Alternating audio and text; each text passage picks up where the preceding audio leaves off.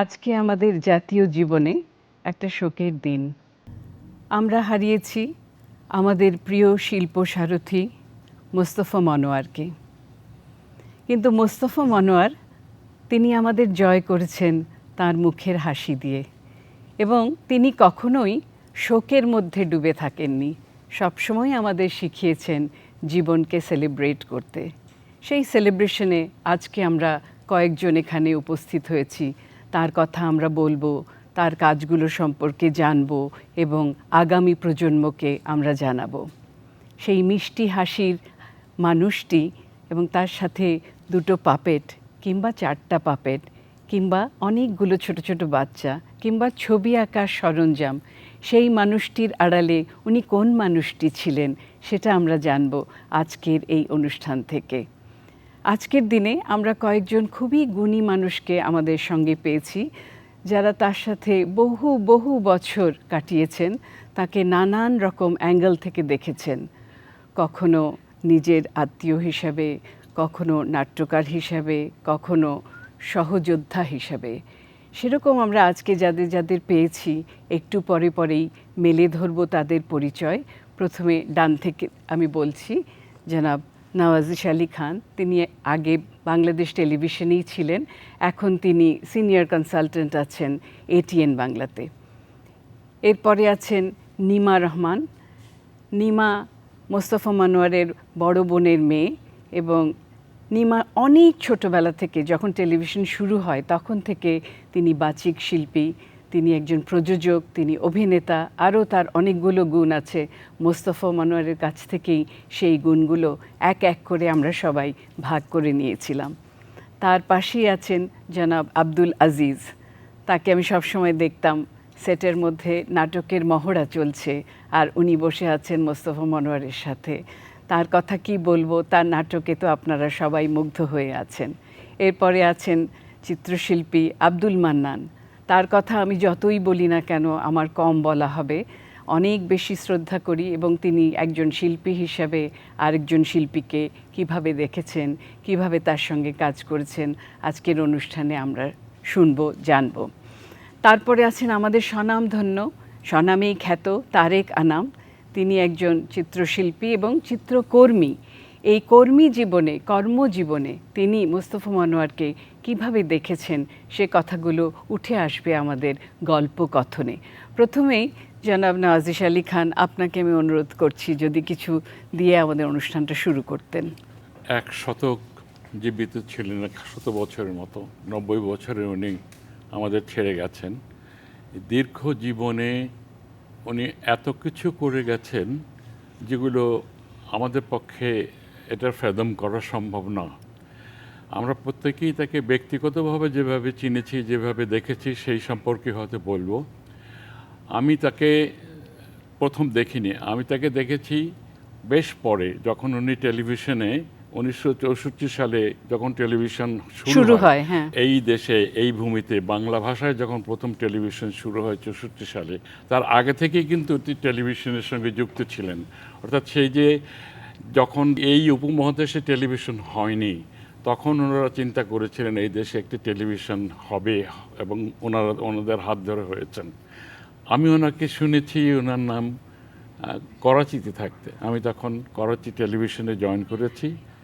তো সেখানে যেভাবে শুনেছি সেটা খুব আশ্চর্য ব্যাপার। সেটা হলো যে সেটের তখন সব বড় বড়, আমাদের সেট ডিজাইনার এখানে আছেন মান্নান সাহেব, বড় বড় পিলার আসতো, বড় বড় বিভিন্ন রকমের জিনিসপত্র, সবগুলো বড় বড় 2-3 জন লোক লাগতো আঙ্গিতে। উনি যেটা করেছেন, এবং সারা জীবনে কিন্তু ছোটদের জন্য ওনার সবচেয়ে বেশি কাজ ছিল, সেগুলো তো এখানে আমাদের পেছনেও দেখা যাচ্ছে।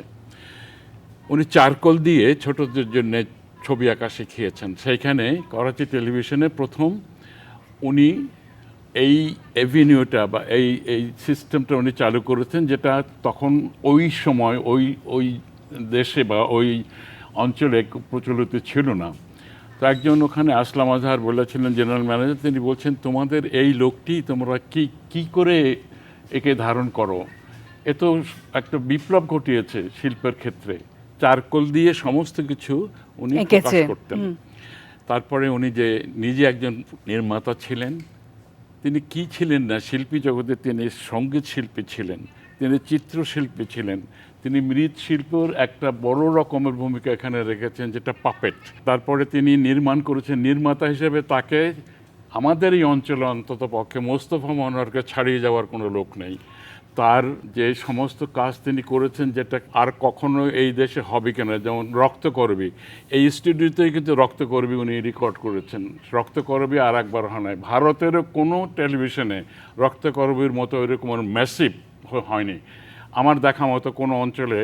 আমি যতগুলো দেশে গেছি, এই স্টুডিওতে শুধুমাত্র এত বড় মাপের একটা, এত বিশাল ব্যাপ্তির একটি নাটক তিনি করেছেন, যেটা এখনও প্রিজার্ভ করা আছে, যেখানে কোনো স্টুডিওই ছিল না বলা যায়, ডিআইটিতে। সেইখানে তিনি শেক্সপিয়ারের মুখরা রমণী বশীকরণ করেছেন। কি করে? 2টি ক্যামেরা, সেই রেশমা, হ্যাঁ, সে রেশমা যে সিনেমার নায়িকা ছিলেন, তিনি ছিলেন গোলাম গোলাম মোস্তফা মোস্তফা ছিলেন।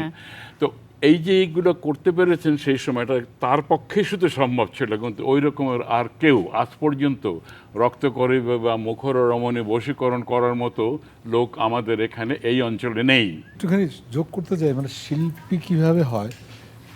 ডিআইটি তখন রাজুক, যেটা বর্তমান, সেই যে ওই যে সিঁড়িটা আছে লম্বা, ওইটাই কিন্তু সেট, এবং ক্যামেরা ওইখানে বসিয়ে এভাবে হয়েছে। এবং আমাকে বলেছিলেন মোটু মামা যে যে ধরনের শেক্সপিরিয়ান ড্রেস করতে হয় সেটা তো পারতো না। আমাদের যে পায়জামা আছে না, এই পায়জামাটা, এটা হাসান ভাইকে পরিয়েছিল খুব সম্ভবত। পায়জামাটা পরিয়ে এই জায়গায় গিট্টু দিয়ে বা সোদা দিয়ে করে অদ্ভুত ধরনের শেক্সপিরিয়ান ড্রেস হয়ে গেল। ওনার এই ধরনের অনেক আইডিয়াস ছিল। লিমিটেশন থেকে অদ্ভুত তৈরি করা শিল্পী। সেটা তো কস্টিউম একটা ব্যাপার হলো। শুধু ওইখানে নয়, প্রথম যখন এই দেশে বাংলাদেশে যখন সাফ কনফারেন্স হয়, তখন সাফ গেমস হয়েছে, তখন সাফের উপরে 7টা দেশের একটা প্রোগ্রাম, প্রত্যেক রাতে করে একটা প্রোগ্রাম হতো। সেইখানে উনি ড্রেস তৈরি করেছিলেন, যেটা অন্তত তার পক্ষে 30 বছর পরেও আমরা সেইগুলো ব্যবহার করেছি। সেই মুকুট তৈরি করতেন উনি ফুল দিয়ে, কাপড় তৈরি করতেন সে অন্য রকমের।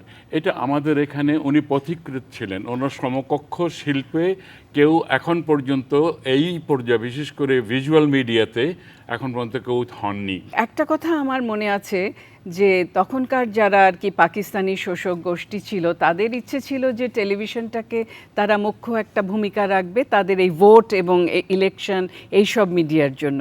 কিন্তু মোস্তফা মনোয়ার এমনভাবে অনুষ্ঠানগুলো প্ল্যান করেছিলেন যে বাঙালির যে সংস্কৃতি, তার যে মেধা এবং মনন, সেটা বিকাশের জন্য আমাদের একটি জায়গা সৃষ্টি করে দিয়েছিলেন। এই ভূমণ্ডলে, মানে আমাদের দেশে টেলিভিশন এসেছিল একটি রাজনৈতিক চিন্তা থেকে, এবং সেটা ছিল এক্সপ্লয়টেশনের। সেটা কোনো শিল্প সাহিত্যের জন্য নয়, অগ্রগতির জন্য আসেনি। কিন্তু ওই সময় যারা এখানে টেলিভিশনে ছিলেন, তারা নমস্য এই জন্যেই যে সেখানে রাজনীতির ঊর্ধ্বে চলে গেছেন, এবং ওনারা শিল্প, সাহিত্য, সংস্কৃতি, বিশেষ করে ভাষার ব্যবহারটা আমরা অদ্ভুত ধরনের, যেটা এখন আমরা এই যে এতগুলো আমরা ছড়িয়ে গেছি সেখান থেকে, টেলিভিশন আছে, আমরা সরে গেছি সেখান থেকে।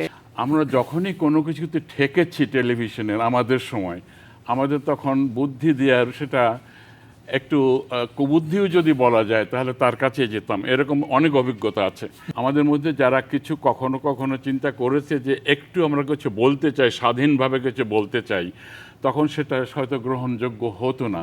তো আমরা তখন কিন্তু ওনার কাছে যেতাম, গেলে বললাম যে আমরা তো এইটা করতে চাই। তখন উনি একটু ভাবতেন, হয়তো বলতেন করেন, যদি বিপদ হয়, যদি বিপদ হলে আমরা তো আছি, আমি আছি। 1, 2 নম্বর হলো যদি এমনই হয় তাহলে বলবো আর করবো না, পরবর্তী সময় মাফ করে দিয়ে। তো এইভাবে তো উনি 23শে মার্চ সেই 71 সালে উনি কিছুতেই, সেটা হলো, এটাও কিন্তু একটি অঘোষিত ঐতিহাসিক ঘটনা। 23শে মার্চ পাকিস্তানের প্রজাতন্ত্র দিবস, এবং টেলিভিশন কেন, সমস্ত প্রতিষ্ঠানে রেডিও, টেলিভিশন, সিনেমা এগুলো শেষ হলে ন্যাশনাল ফ্ল্যাগ ওঠে। আমরাও আমাদের 12টা পর্যন্ত, যখন শেষ হতো, এটা 12টার মতো যেত না, তার আগে শেষ হতো, তখন টেলিভিশন চলতো কয়েক ঘন্টা। ডিআইটি ভবনে তখন টেলিভিশন ছিল মুক্তিযুদ্ধের সময়।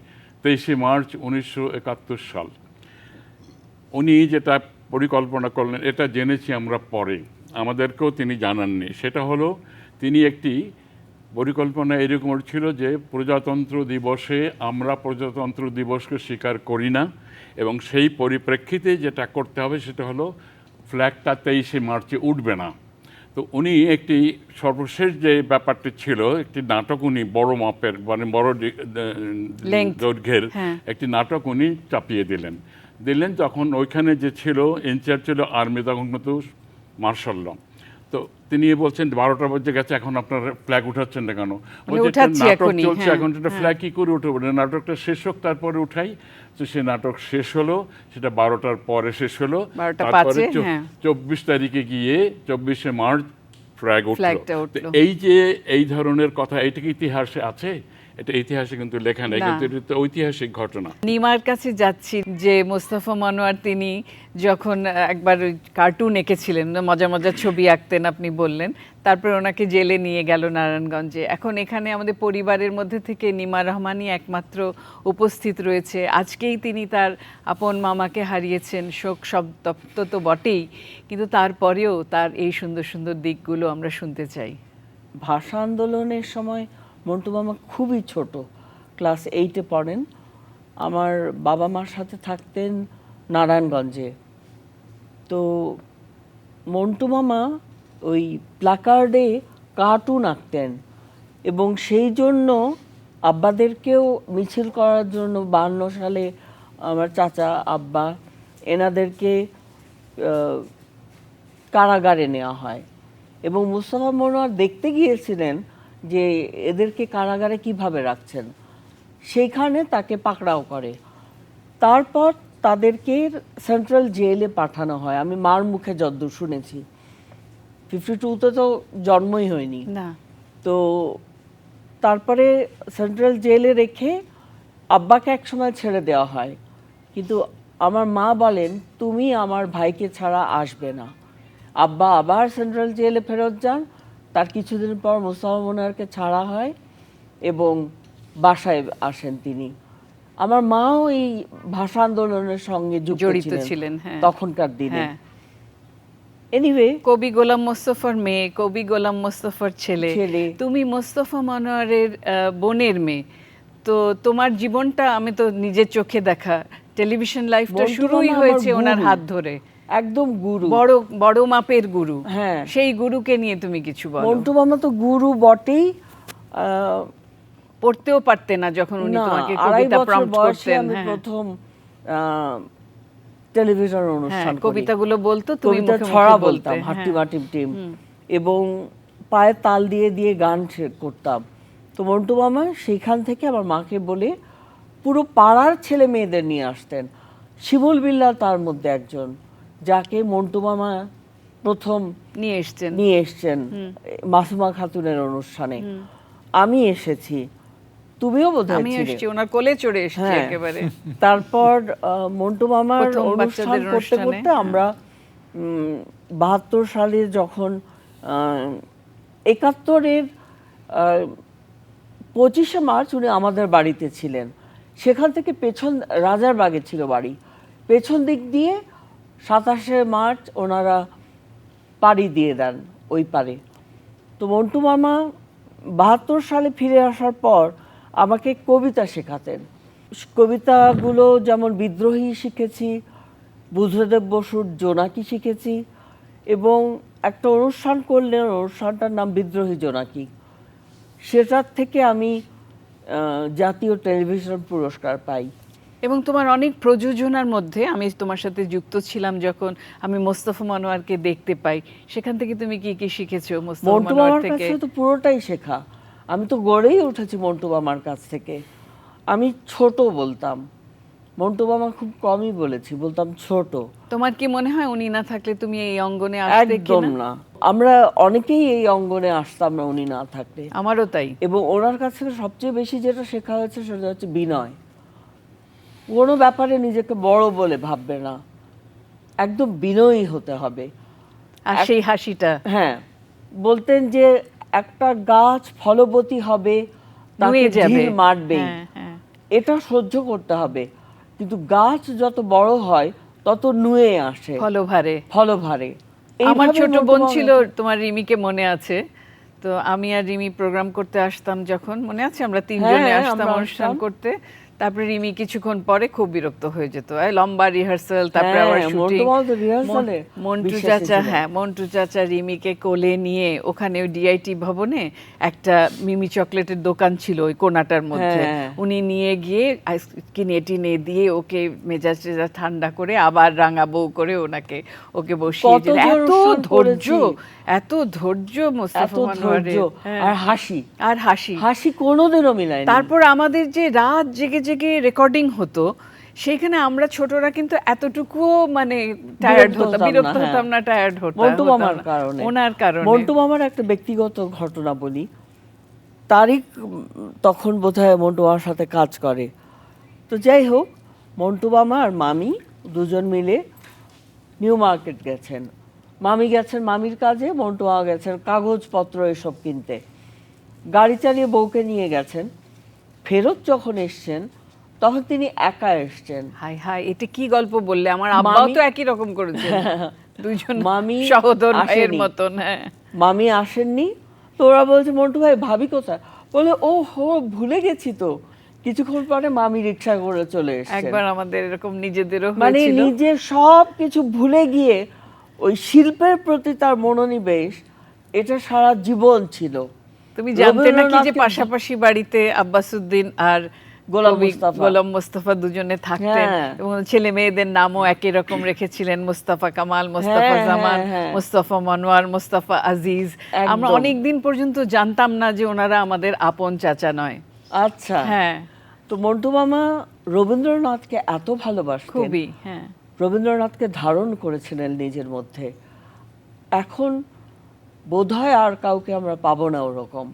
এই এত শেষ জানা, হয়ে এত গেল। সব জানা। আচ্ছা, আমি এইখানে একটু ইন্টারাপ্ট করি। সেটা হলো, সবচেয়ে কঠিন ছিল কোনো নতুন অনুষ্ঠানের নাম দেওয়া, শিরোনাম দেওয়া। তো ওনার কাছে গেলে উনি নিজে তো বলতেন যে এরকম এইটা এইরকম করতে পারেন, অথবা সবসময় যেটা বেশি উনি ইমপ্রেস করতেন আমাদের, সেটা হলে রবীন্দ্রনাথ পড়েন।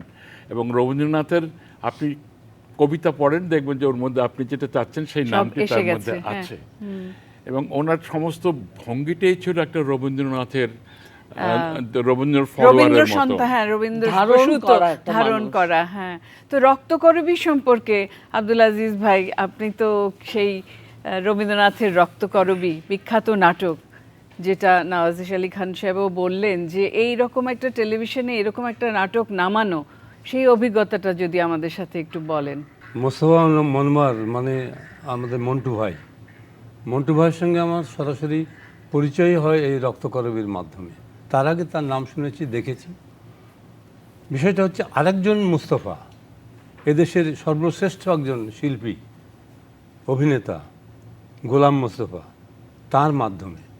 তার সাথে আমি অভিনয় করেছিলাম রক্তকরবীর রাজশাহী বিশ্ববিদ্যালয়ে, আমরা দুজনীয় গেস্ট হিসেবে। তখনও উনি রাজা হয়েছিলেন? হ্যাঁ, আচ্ছা। গোলাম মোস্তফা রাজা, সাহেব। তাকে নাজিম মাহমুদের বন্ধু হিসেবে নিয়ে যাওয়া হয়েছিল, আমিও গেস্ট হিসেবে। এটা 73 সালের কথা। যাই হোক, ওই দিন আমাকে বলেছিলেন যে তুমি রাজশাহীতে কেন, তুমি ঢাকায় এসো। যাই হোক, আমি ঢাকায় এলাম প্রোগ্রাম প্রডিউসার হিসেবে ট্রান্সফার হয়ে। হঠাৎ একদিন মোস্তফা ভাই, মানে চাঁদ ভাই বলতাম আমরা, মোস্তফা ভাই আমার অফিসে গিয়ে হাজির রেডিওতে, তুমি আগামীকাল মোস্তফা মনোয়ার জিএম বাংলাদেশ টেলিভিশনে, তার কাছে যাবে 4টের সময়। আমি ঠিক 4টের আগে এসে ঢুকলাম। তুমি চাঁদ তোমাকে পাঠিয়েছে না? মানে হ্যাঁ। আচ্ছা, একটা বই বার করলাম, বইটা হচ্ছে রক্তকরবী। এই পাতাটা তুমি পড়ো। পড়লাম। পড়ার পরে একটু চিন্তা করে বললেন, হ্যাঁ, আমার কণ্ঠটা খুব ভালো ছিল, এখন খারাপ হয়ে গেছে। আমি শুকিয়ে লিক করা লোক, পাতলা। তখন রক্তকরবীর সর্দারের যে চরিত্রটা, তার আছে, পরিচিতি আছে। সর্দার তো নয়, শুকিয়ে লিক করছে, বেদবন থেকে কেটে আনা বেত, এরকম একটা পরিচিতি। আমার সাথে মিলল, আমি অভিনয়ের সুযোগ পেলাম। বড় সর্দার, রাজা যদিও প্রধান চরিত্র গোলাম মোস্তফা করেছিলেন, কিন্তু সর্দার মোটামুটি একটা মানে প্রধান চরিত্রের পার্শ্ব প্রধান বলা যায়। সেই চরিত্রটা আমাকে আমার সুযোগ হলো মোস্তফা আনোয়ারের জন্য। কত বড় বড় শিল্পী, তাদের সঙ্গে অভিনয় করা, অভিনয় করতে এসে আর এক মজা, একজন মানুষকে চিনলাম। আর মেকআপ করতাম আমরা সকাল 10টায় এসে, মেকআপ করতে করতে বিকেলবেলা কিংবা সন্ধ্যা শুরু হলো, পরের দিন সকাল শেষ হলো। মোস্তফা আনোয়ারের অনেক কাজ দেখেছি আমি এইভাবে।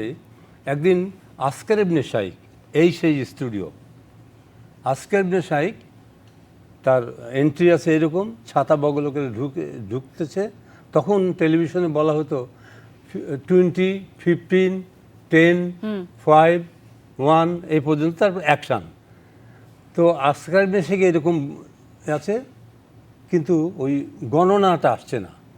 আসকার ইবনে শাইখ বলছে, এই ওপরে গনে কেডা? তো স্যার মুস্তাফিজের 20 কি নিচে আহে না উপরে যায়। তারপরে পরে দেখলাম ওই সিঁড়িটা বেয়ে নেমে আসছেন মুস্তফা মানোয়ার। এসে একজন লাইটম্যানকে বলছে, আচ্ছা ওই লাইটটা একটু ইয়ে করো তো, কার্ভ করে দাও। হ্যাঁ, এই যে এতটুকু লাইটের জন্য উনি কিন্তু অনেকক্ষণ ধরে বুঝতে পারছিলেন না, না ওটা শুট করছেন না, উনি খালি ওইটাই দেখছেন লাইটের কি প্রবলেম। ওই জন্য 1 2 বলেনি। হ্যাঁ, না নেমে আসলেন। তারপর আরেকটা পারফেকশনিস্ট ছিলেন। আরেকটা বিষয় আমি দেখছিলাম, এই যে স্টুডিওটা বিরাট গুহা তৈরি হয়েছিল, একটা বিরাট, মনে হয় যেন 2-3 মাইল দূরে গুহা। সেই গুহাটা আমি একবার দেখার জন্য এসেছিলাম। গুহাটা এরকম হচ্ছে, ভাঁজ ভাঁজ ভাঁজ, আস্তে আস্তে এরকম একটা এত বড় একটা ছোট এন্ট্রি পয়েন্ট, হ্যাঁ, একটা কাঁচে উনি এঁকেছেন আস্তে আস্তে। ওই শুধু কাঁচটা এখানে দেয়া, গুহাতে সেটটা আসছে এখানে, গুহাটা মানান ভাইয়ের মতো মনে থাকবে, এখানে কাঁচটা মনে হচ্ছে কত সুদূরে। তো তার পারফেকশনিস্ট যে আপনার এই কথা আবার আমার আরেকটা মেমোরি স্মৃতিতে এসে গেল, যে 71-এর সময় যে সংগ্রাম যে গানটা 8-10 জন আর্টিস্ট মিলে গাইছে, কিন্তু দেখে মনে হচ্ছে যে একেবারে বিরাট একটা গ্রুপ সেখানে। উনি কিভাবে ক্যামেরার কারসাজিটা করলেন, এটা হলো টেকনিক্যাল নো-হাউ এবং এক্সপেরিমেন্টাল ক্যারেক্টার, সেটা সবার পক্ষে সম্ভব হয় না। উনি একটি মানুষকে, তখন আমাদের সংগ্রাম চলবে এবং একটা মানুষের জায়গায় একটা মানুষকে দিয়ে উনি 100 মানুষ তৈরি করে দিলেন। এবং সেটা কিছুই না, একটি কাঁচের আয়না, সেটাকে তিনি জাস্ট একটু ঘুরিয়ে এইভাবে একটু বাঁকাটারা করে এটা করলেন। শুধু তাই না, তিনি কিন্তু মডার্ন যে তখন টেকনোলজি যতগুলো ছিল সে সম্পর্কে আমাদের ইঞ্জিনিয়ারদের মধ্যে অনেকে জানতেন না, যেটা উনি জানতেন, এবং উনি সেইভাবেই লেখাপড়া করতেন। উনি টেকনিক্যালি অনেক বেশি সাউন্ড ছিলেন। আমরা যে এত বছর পরে এখন এত কিছু চেঞ্জ হয়েছে, তারপরেও কিন্তু ওনার সেই দৃষ্টিকোণটা আমরা রপ্ত করতে পারিনি। উনি অনেক অ্যাহেড ছিলেন। আর তার সাথে এস্থেটিক্সটাও মেশানো ছিল। Aesthetic, absolutely. প্রত্যেকটা জিনিসের মধ্যে যে ওনার যে একটা শিল্প সত্তা, সেটা কিন্তু মেশানো ছিল। রবীন্দ্রনাথকে তিনি গুলে খেয়েছেন, পারফেকশনিস্ট। রবীন্দ্রনাথের প্রতিটা কথা, প্রতিটা গান, তিনি সুন্দর গান গাইতেন। একবার একটি অনুষ্ঠানে উনি গান করতে এসেছিলেন, তখন ওই যে ইয়াদ আয়ে কি না আয়ে তোমারে, মনে রবে কিনা রবে, ওটার যে হিন্দি ভার্সনটা, ওটা উনি গেয়ে শুনিয়েছিলেন। তার গান গাওয়া, মনে হয় না একটা শিল্পী সারা বিশ্ব মিলে যে একটা চিত্র, সেই চিত্র শিল্পীটা হচ্ছে মোস্তফা মানোয়ার। একেবারে তাই। মান্নান ভাই, আপনি যদি কিছু বলেন, আপনার দেখা মোস্তফা মানোয়ার। ধন্যবাদ। প্রথমে আমি স্যারের স্মৃতির প্রতি শ্রদ্ধা জানাই। অনেক স্মৃতি স্যারের সাথে আমার জড়িত। স্যারের সাথে আমার প্রথম পরিচয় ঘটে চারুকলায় 1963 সনে। আমি তখন ভর্তি হতে যাই এবং উনি আমার পরীক্ষাটা নিলেন, একটা স্টিল লাইফ সাজিয়ে দিলেন, বললেন যে এটা তুমি পেন্সিলে এটা ড্রয়িংটা করো লাইট অ্যান্ড শেড দিয়ে। তো আমি ওটা করলাম, প্র্যাকটিক্যালে পাশ করে গেলাম, তারপরে ভাইভায়ও আমি পাশ করলাম, ভর্তি হলাম। 1963 সনে আমি ভর্তি হই। স্যারকে সেখানে আমি বেশি দিন পাইনি। 1964 সনে স্যার টেলিভিশনে চলে আসলেন। তখন থেকে আর আমার সঙ্গে স্যারের দেখা হয়নি। আমি 68-তে চারুকলা থেকে পাশ করি, 69-এ টেলিভিশনে আবার চাকরিতে যোগদান করি। তো এইখানে আর একটা মজার ব্যাপার হলো, আমি টেলিভিশনে চাকরিতে ঢোকার সময়ে এই যে ইন্টারভিউ বোর্ড বসলো, সেখানে গিয়ে আবার মোস্তফা মনোয়ার স্যারকে পেলাম। উনি আমাকে নানান প্রশ্ন করলেন এবং আমি ভালো করলাম। এটা গর্ব করে আমি বলতে পারি যে সেই ইন্টারভিউ পরীক্ষা আমি পশ্চিম পাকিস্তান এবং পূর্ব পাকিস্তান মিলে প্রথম হয়েছিলাম। তারপরে কাজে যোগদান করলাম। সেট করতে গেলে স্যার একবার স্টুডিওতে আসতেন, দেখতেন কে কি করেছে, কি প্রোগ্রাম, সাবজেক্টটার সঙ্গে কতটা যায়, এই সব কিছু উনি দেখতেন। তো একটা প্রজন্মকে তৈরি করা, আবার আমাদের মাধ্যমে আরেকটা প্রজন্ম তৈরি করেছেন। উনি সিনেমা না বানালেও পুরো দেশটাকে উনি কভার করেছেন, ওনার গুণ ছড়িয়ে দিয়েছেন। তারেক আনাম, আপনি কি বলেন? অবশ্যই, মানে আপনার কথাই আমি করতে চাই। সিনেমার কথা উঠলো যখন আমার সঙ্গে যখন পরিচয়, তখন পদ্মা নদীর মাঝেই করবেন আর কি। সেখানে বলেছিলেন আমি যদি করি তুমি কুবের করবে, তো সেটা আর হয়ে ওঠেনি কোনো সময়। আমার কাছে আসলে পূর্ণাঙ্গ শিল্পী বা মগ্ন শিল্পী বলতে মোস্তফা মনোয়ার। শিল্পের এমন কোনো শাখা নেই যেন সেখানে তিনি বিচরণ করেন না। তিনি সঙ্গীত মানে গাইতে পারতেন, বানাতে পারতেন, তারপরে অভিনয় করাতে পারতেন, মানে কোন দিকে না, নাচ, নৃত্য। হ্যাঁ, আমার সৌভাগ্য হয়েছে, রিহার্সাল নাচের, হ্যাঁ, আমার সৌভাগ্য হয়েছে যে তিনি যখন পারফর্মিং আর্টস একাডেমির ডিরেক্টর, সে সময় বিদেশের টিম যেত নাচের ইসের জন্য, এবং আমরা বঙ্গভবনেও করতাম। এবং আমি ন্যাশনাল স্কুল অফ ড্রামা থেকে পাশ করে আসার পরে ওনার সঙ্গে কাজ করা শুরু করলাম আজ টেকনিক্যাল। আমার মনে আছে আমি ছিলাম, তো আমি উপস্থাপনা করতাম প্রোগ্রামগুলো। Technical director. আমরা বঙ্গভবনে অনুষ্ঠান করেছি বিভিন্ন বিষয়ে। এবং ওই সময় কিন্তু লাইটটা, মানে আমরা তো শিখে এসেছি একদম আধুনিক লাইট। তো এফডিসিতে একটা ভাঙাচোরা ওই ডিমার ছিল, ওইটা আনতে হতো, ওইটা চালাতে হবে কিভাবে, কোন জায়গায় লাইট, কখন ডিম হবে। উনি একটি কথা বলতেন যে আমাদের নাচের মধ্যে কিন্তু অনেক খামতি আছে, এইটাকে আমাদের লাইট দিয়ে কোরিওগ্রাফি করে করতে হবে। এবং আমরা যখন হংকং গিয়েছিলাম, ওনার কোরিওগ্রাফ করা অনেক, এবং ওনার শাড়ি ডিজাইন করা এরকম, এবং সেটা বিদেশিরা প্রশংসা করছে। সাঁওতাল ডান্স করেছি, তারপরে মেঘ বলে একটি ডান্স ছিল এরকম।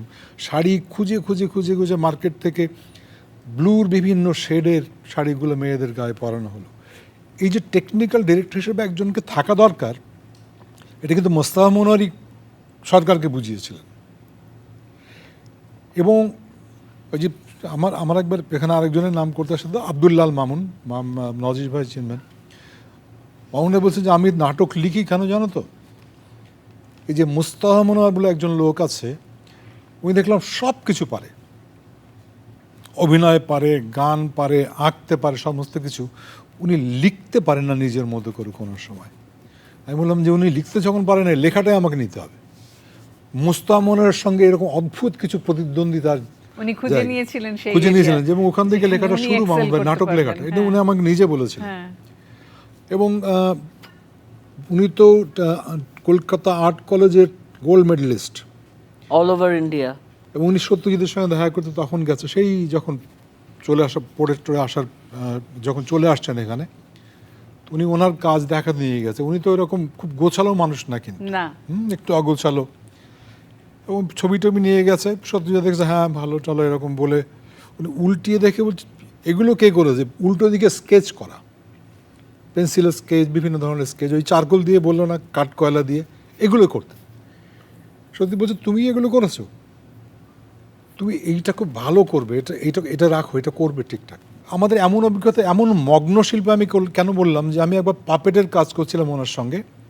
আমরা একটা পাপেট শিশু একাডেমি থেকে ফিল্ম হচ্ছিল, আমরা ক্যামেরা নিয়ে গিয়ে 16mm ক্যামেরা হচ্ছে, এবং সেট ওইভাবে বানানো, গুহার মধ্যে পাপেট এরকমভাবে আসবে, ক্যামেরা অন করে 35 মানে সেলুলয়েডের হচ্ছে ফুটেজ, একবার ফিল্ম গেলে কিন্তু চলে যাবে এরকম। হ্যাঁ নাও টেক করো।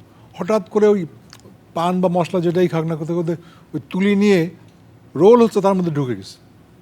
ওই যে একটা জায়গায় শেডটা হয়তো ঠিক মতো তার ওটাও লাগে ইয়ে নাই। করছে, ওটা কোনে ঠিক করছে, ক্যামেরা চলছে কি, হ্যাঁ বললাম মন্টু মামা আপনি তো ঢুকে গেলেন, ও হ্যাঁ তাই না, টেক করছো, ঠিক আছে, আচ্ছা করো আরেকবার করো।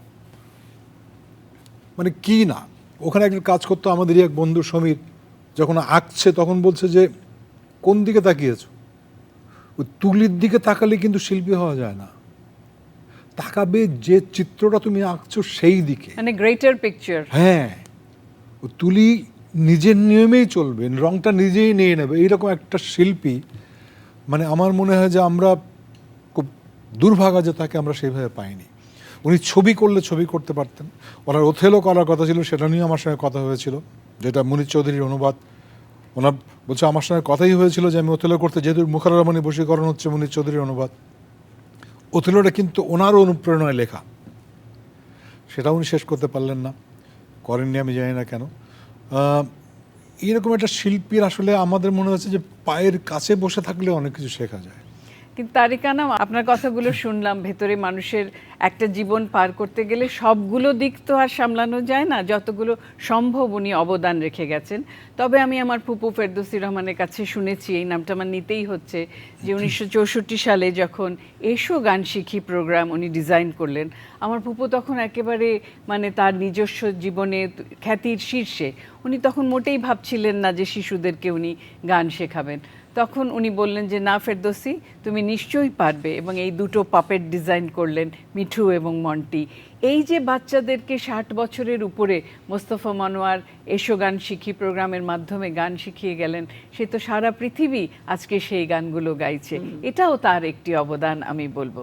আমরা তো 5টার দিকেই যখন হ্যাঁ, নিমা প্রোগ্রাম করতো, হ্যাঁ, আমার মনে আছে হ্যাঁ। এখনো, ছোটবেলায় ওই 73-74 সালের দিকে আমরা 5টার প্রোগ্রাম দেখার জন্য মুখিয়ে থাকতাম, সেটাই সেটাই যে বাচ্চাদের অনুষ্ঠানটা সুন্দর হতো। উনি অনেক এমফাসিস দিতেন বাচ্চাদের অনুষ্ঠানের উপরে, কারণ বাচ্চারাই আগামী প্রজন্ম হয়ে বড় হবে। এবং আমার মনে আছে হেনা কবিরের কাছে আমি একটা কথা শুনেছিলাম যে প্রথম দিন যখন উনি অ্যানাউন্স করতে যাবেন, তখন মোস্তফা মনোয়ার নিজে তুলি দিয়ে ওনার এঁকে দিয়েছিলেন। টিপটা এঁকে দিয়েছিলেন। তো এই ছোট ছোট জিনিস দিয়ে তিনি আমাদের যে সংস্কৃতি, সেটাকে উনি একটা সংজ্ঞা দিয়েছেন যে আমরা কে হব, আমরা কি ধরনের মানুষ হব। আমরা রবীন্দ্রনাথকে চর্চা করব, আমরা কবি কাজী নজরুল ইসলামকে চর্চা করব, আব্বাস উদ্দিনের গান শুনবো, আমরা এরকম বাংলা বলবো, এরকম নাটক দেখব, এরকম প্রতিযোগিতা করব, এরকম ছোটদের গান শেখাবো। সব কিছুর মধ্যে উনি কিন্তু একটা রূপ এবং স্ট্রাকচার, নিজে স্ট্রাকচার ছিলেন না, কিন্তু আমাদের জন্য উনি একটা স্ট্রাকচার সৃষ্টি করে দিয়েছেন। Absolutely, হ্যাঁ। এবং বাচ্চাদের অনুষ্ঠানে আমার নিমার দুজনেরই সেই অভিজ্ঞতা আছে, এতটুক বয়স থেকে সেই অনুষ্ঠানগুলো দেশের বাইরে যেত, সেই অনুষ্ঠানের মাধ্যমে আমরা অনেক আন্তর্জাতিকতা শিখেছি। আমরা জাপানিজ গান থেকে শুরু করে সেই এরকম করে মাথার উপরে ছাতা নিয়ে নৃত্য থেকে শুরু করে কোন আইটেমটা, যে তখনকার দিনে তো এত অনেক টিভি ভাষা গুগল, নিয়ে হ্যাঁ গানের টিভি অনুষ্ঠান গুগল হলো। এসব ছিল না যে আমরা সেখান থেকে শিখব, কিন্তু আমরা বাচ্চা হিসাবে সেখানে সব শিখেছি এবং আমাদেরকে দেখে, টেলিভিশনের পারফরমেন্স দেখে দেশবাসী শিখেছে।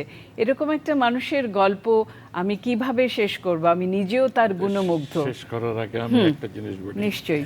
যে ছোট্ট জিনিসকে ছোট ভাবার কোনো কারণ নেই। যেমন 2টা ক্যামেরা দিয়ে উনি একটা অনুষ্ঠান করতেন, নামটা আমি ভুলে গেছি, একটা ছিল কাক ছিল আর একজন উপস্থাপিকা ছিলেন নাজমা চৌধুরী, নাজমা যেটা চৌধুরী, হ্যাঁ, এবং সেটাতে এই দুটো চরিত্র, একটি কাক এবং তিনি, সেটা একটা ক, খ, শিক্ষামূলক অনুষ্ঠান না? আপরা, হ্যাঁ, ক, সেখানে কাককে সব প্রশ্ন করা হচ্ছে, না, ডাকা হতো কি আপা না আফরা। আফরা। এই যে ছোট্ট একটি জিনিস, এইটি কিন্তু একটা জাপান পুরস্কার পেয়েছিল। জাপানে এটা পুরস্কার NHK পেল, হ্যাঁ, NHK। এবং এই ধরনের ওনার, যেমন তৎকালে তো ছোট্ট স্টুডিও, মানে ডিআইটি ভবনের স্টুডিওর কথা তো এখন তো আমরা ভাবতেও পারি না। সেই ডিআইটি স্টুডিওতে উনি যে গানের প্রোগ্রাম করেছেন এটা মনে আছে আমার, আমি তখন করাচি থেকে দেখেছি। সেটা হলো ফেরদৌসী রহমান ওটার মানে শিল্পী ছিলেন, আর এটার উপস্থাপনা করেছিলেন ডক্টর মনিরুজ্জামান গীতিকার প্রফেসর ছিলেন, যিনি বাংলার মনিরুজ্জামান professor মনির ছিলেন। না, না, মনিরুজ্জামান, মোহাম্মদ মনিরুজ্জামান। রফিকুজ্জামানের সেইখানে ভাই। যেটা আশ্চর্যের ব্যাপার আমরা তখন লক্ষ্য করেছি, যেটা এখন দেখি যে প্রত্যেকটি গানের জন্যে আলাদা আলাদা করে সেট করা হয়, সেটা হলো আজকাল ভার্চুয়াল সেট দিয়ে করা হয়। ভার্চুয়াল সেট তো তখন ছিল না। উনি কিন্তু ভার্চুয়াল সেট সম্পর্কে আমাদের বলেছেন কি করে করতে হয়। যে ব্যাপারটা লক্ষণীয় ছিল সেটা হলো ফেরদৌসী রহমান 6টা বা 7টা গান গেয়েছেন, প্রত্যেকটা ব্যাকগ্রাউন্ড তার প্রত্যেকটি গানের যে মূল সুর তার সাথে যেটা- বদলে সেটা- যাচ্ছে। সেটা পৌঁছেছে। সেটা কি করেছেন উনি, পেছনে কিছুই না, মানে পর্দায় এঁকেছেন ছবি, যেমন বর্ষার উপরে যদি গেয়ে থাকেন তো বর্ষা হচ্ছে, মনিরুজ্জামান সাহেব উপস্থাপনায় আছেন, পেছনতে ওটা পর্দাটা সরিয়ে দেওয়া হলো, নেক্সট যখন দেখলাম তখন বসন্তের গান হচ্ছে, তখন বসন্তের ছবি আসলো। এই ধরনের মানে এই যে অত্যন্ত ছোট্ট একটা জিনিস থেকে তিনি বিরাট আকারের একটা জিনিস যে তৈরি করতে পেরেছেন, এটা মোস্তফা মনোয়ার করেছেন। আমাদের পক্ষে এখন পর্যন্ত আমাদের দেশে অন্তত পক্ষে কেউ করতে পারেননি। আসলে উনি আমাদেরকে একটি আনন্দ ধামে রেখেছিলেন, সব সময় আনন্দের মধ্যে ছিলাম। তার সাথে অনেক দেশ বিদেশ সফর করেছি, সেখানে গিয়ে একবার জাম্বিয়াতে আমাদের কোনো স্টেজ ছিল না, প্রত্যেকে আমাদের অনুষ্ঠানের মধ্যে কাপড় চেঞ্জ করতে হবে, এরপরে বর্ষা ঋতু আসবে, এরপরে বসন্ত আসবে। উনি খুব সুন্দর করে একটা বড় একটা শিল্ড নিয়ে আসলেন ক্যানভাসের মতন, ওটার মধ্যে 1 ঘন্টা বাকি ছিল অনুষ্ঠানে, তার মধ্যে উনি একটা ছবি এঁকে ফেললেন, ওটার পেছনে আমরা সবাই নাচের মেয়েরা আমরা সবাই ওখানে কাপড় চেঞ্জ করার একটা সুযোগ পেয়ে গেলাম। এবং সেই ছবিটা ছিল যেই জায়গাটায় আমরা গিয়েছিলাম সেই সেই আফ্রিকান জায়গাটাই ক্যাপচার করে উনি ছবিতে এঁকে কিছু বললেন না উনি যে এখানে উইংস নাই কেন, আমরা অনুষ্ঠান করব কোথায়, আমাদের মেয়েরা কাপড় চেঞ্জ করবে, এ ধরনের কোনো কথাই বললেন না। উনি বললেন, আর প্রথমে এরকম একটা ধারণা দিলেন যে যা পড়া আছি ওটা পরেই আমরা অনুষ্ঠান করে যাব। এরকম আনন্দের ধামে যিনি আমাদেরকে নিয়ে গেছেন। শরীরী মৃত্যু, আমরা পৃথিবীর অমোঘ নিয়মে সবাই চলে যাব, কেউ তো এখানে চিরকাল থাকবো না। মানুষ চলে যায়, কোথায় চলে যায় সেটা তো আমরা জানি না, একবারই যাবে, সেখানটাতে আমরা তাকে আর দেখতে পাবো না, কিন্তু গান গেয়ে তাকে আমরা বিদায় দিতে পাবো। যাও রে আনন্দ ধামে মোহ মায়া পাশরি, অমর গণ গাহিবে অমর কিরণে, জরা নাহি মরণ নাহি শোক নাহি যে লোকে, কেবলি অনন্ত ধারা বহিছে প্রবাহী, যাও রে অনন্ত ধামে মোহ মায়া পাশরি, অমর গণ গাহিবে অমৃত কিরণে।